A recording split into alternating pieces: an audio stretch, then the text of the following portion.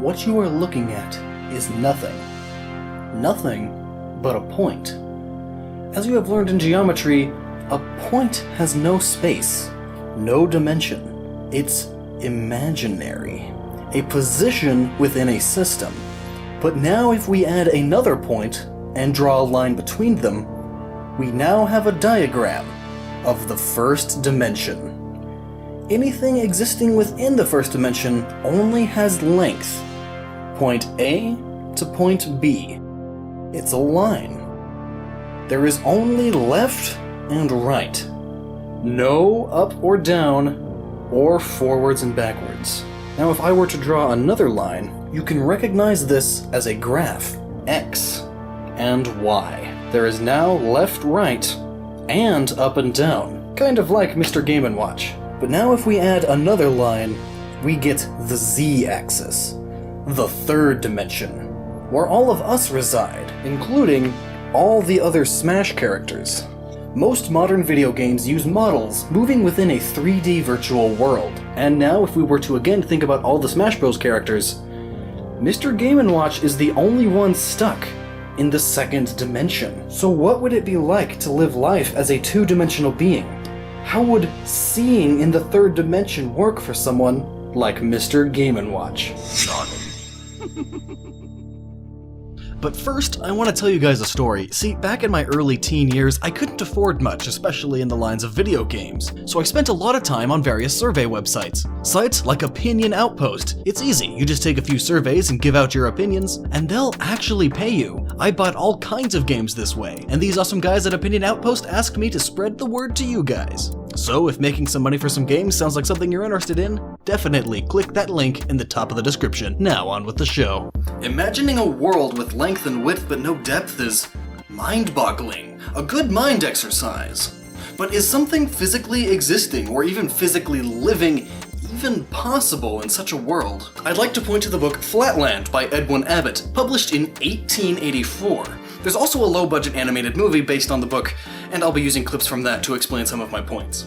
Flatland is about a world which exists in the second dimension, and a man from the third dimension comes to spread the gospel of 3D. Since after all, 3D persons are like gods compared to 2D persons. There is a lot of social and religious commentary within the story, but that's for another time. A good chunk of the story is mainly just explaining how their world works. At one point, the square tries to communicate with a one-dimensional being, telling them about the second dimension, but the one-dimensional beings call it magic and heresy. Coincidentally enough, this is exactly what goes on when the three-dimensional being explains the third dimension to the square. The square assumes the sphere is a demon. There's no other way for the sphere to know the contents of his house, his whole town, and even his insides, because the square has no means of seeing in the third dimension, like the sphere. At one point, the sphere even watches the square's dream, since absolutely everything, even the square's 2D thoughts, are visible from the 3D perspective. What's interesting is that their eyes are on the outside of their bodies. This is because if their eyes were on the inside, like how you would normally draw someone from the side, that would mean all they can see is the inside of their face. So now with the eye on the outside, they can see the world around them. But what is that like? You might assume the explanation would be like this. In the second dimension, all you see are lines, like this. But in reality, the second dimension is infinitely thin. Zero thickness whatsoever. So in reality, this is what you would see. So to get around in a world like this, all the creatures would have to feel everything and see colors and intensity rather than depth. They can feel how close they are to something, as well as how intense its brightness is. If you were to pass a human through their 2D world, their 2D perspective, then the human would look more like an MRI scan slice.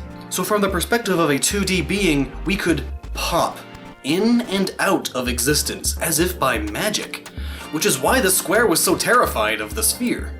Our 3D shape and texture would be inconceivable to the 2D beings, since texture is only possible in the third dimension. But then from our perspective, these 2D lines would be useless information to us. Though perhaps this line, while useless to us, is all it really takes to move around in the second dimension. After all, these creatures have lived in it all their lives. Surely they are accustomed to it. And even without sight, there is feel.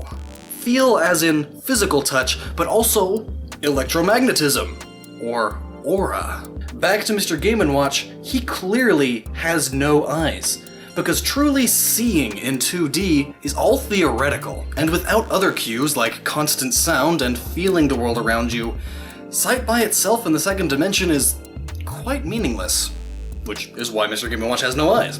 But sight isn't the only issue. Moving around in a 3D world as a 2D being would require immense strength just to hold yourself upright. And even the slightest breeze could whisk you away. Because you are infinitely thin, and thus, infinitely light. But when fighting, this thinness also has quite an advantage. Like paper. Every hit is like a paper cut, only with the sharpest paper physically possible. Realistically, hitting the side of a 2D object would split the 3D object perfectly. A scary thought. But what if you were to hold Mr. Game & Watch? That is, from the sides. As in, his sides where he is flat. If you were to clap him between your hands, would you just feel your hands? Because he has zero depth at all, so really, there should be no space whatsoever between your hands. Or, would feeling him be like feeling the smoothest surface imaginable? Because in 2D, there's no such thing as roughness, no such thing as texture, because that can only exist where we have depth. So would he be a ridiculously silky smooth little man? Oh, yeah.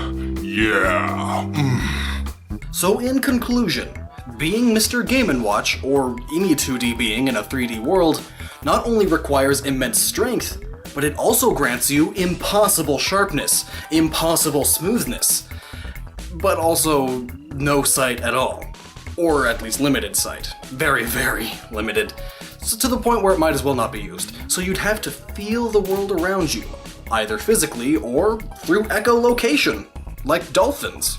Or feeling electromagnetic fields like what sharks do, or perhaps they feel in a more spiritual way, like that of Lucario. And speaking of spirituality and dimensions, being a 2D being and looking up at a 3D being would be like looking in the face of an angel, or a demon, depending on how they want to act around you. And vice versa, being a 3D being looking down upon a 2D world, you would see everything, even their thoughts. So it would make us 3D beings feel like gods to them. So if us 3D beings are like that to 2D beings, then what are 4D beings like to us? And what about 5-dimensional beings, 6-dimensional beings? Science has said that there are about 11 dimensions. Some scientists say 10, it's between 10 and 11, that's the debate. Anyway, get your philosophical and physicist sides out and tell me down below what you think. But stay awesome and use your noggins down there, we don't need any flame wars on a video about Mr. Game & Watch.